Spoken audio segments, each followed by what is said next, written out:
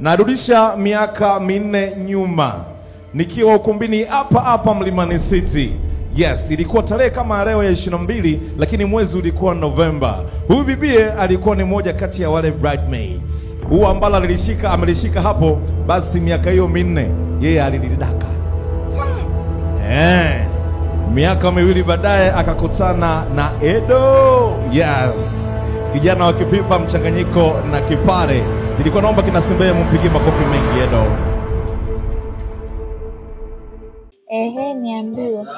Unasikia furaha kubwa sana kwa ajili ya harusi ya mwanangu pendwa wangu. I love you. Yes. Okay, I love you too. Uendelee kutuombea. Tuwe na maisha mema ya amani na utulivu. Amina. Napenda pia baba.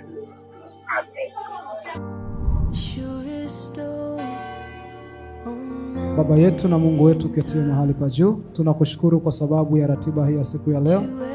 Tunaalika uwepo wako mahali hapa, na kila litendekalo likatendeke kwa uweza wa jina lako Yesu Kristo, kwa sababu ndivyo ilivyo wazi katika neno lako. Umesema yote muyatendayo kwa neno ama kwa tendo, fanyeni yote katika jina la Yesu Kristo.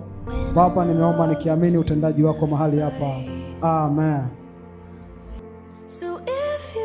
Mke wangu kipenzi Happy Fredrick Foya, mrembo, pole, tulivu, mwenye uwezo wa kuongoza familia pale ambapo sipo.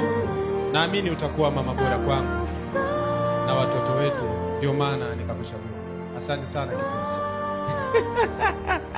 Baada ya hayo mazuri yaliyotangulia, naomba sasa nitumie wasaa huu kuwatambulisha rasmi Mr. and Mrs. Edward Julius Simbeye.